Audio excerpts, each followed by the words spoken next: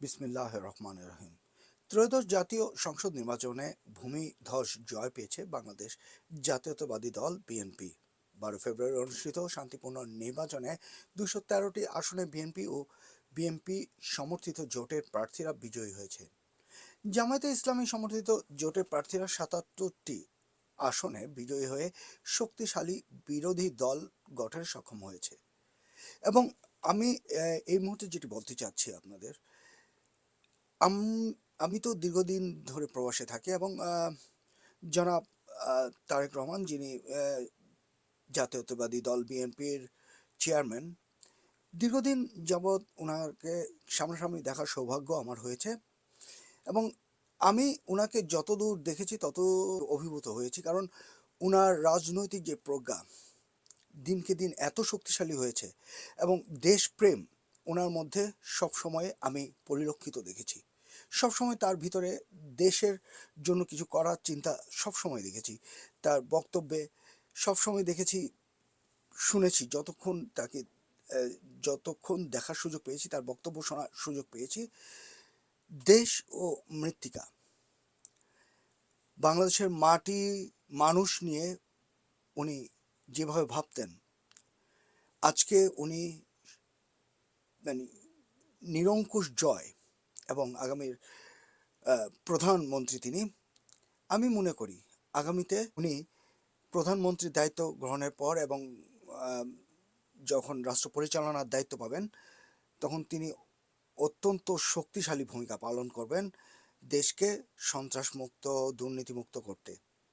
আর আজকের যে ঘটনাটি আপনারা দেখেছেন, জনাব তারেক রহমান নিজ থেকেই জামাতে আমির ডক্টর শফিকুর রহমানের বাসায় গিয়েছেন এবং সেই সাথে এনসিপি জাতীয় নাগরিক পার্টির আহ্বায়ক নাহিদ ইসলামের বাসায় তিনি গিয়েছেন। এর মানে হচ্ছে বিরোধী দলকে সাথে নিয়ে, বিরোধী দলের শক্তিকে কাজে লাগিয়ে দুই দল একসাথে, সরকারি ও বিরোধী দল একসাথে মিলে দেশ গঠনে একটি বদ্ধ পরিকল্পনা জনাব তারেক রহমান নিয়েছেন এবং এই দেশ আগামীতে এতটাই শক্তিশালী দেশে রূপান্তরিত হবে, এটা আমার বিশ্বাস।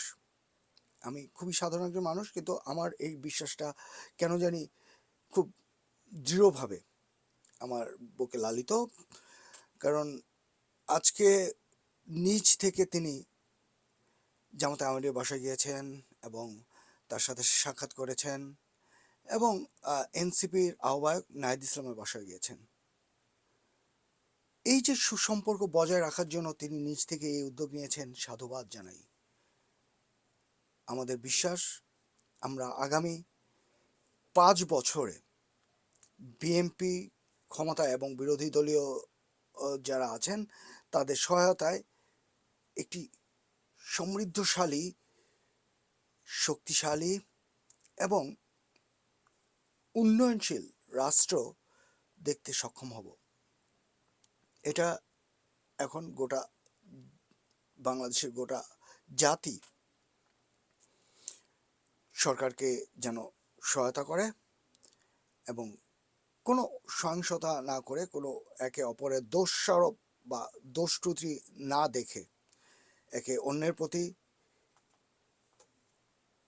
সরকারের প্রতি, বিরোধী দলের প্রতি যেন আস্থা রেখে জনগণ সরকারকে সুন্দরভাবে কাজ করার সহায়তা করবে। মোহাম্মদ মাসুদ জামান, HB অনলাইন, লন্ডন।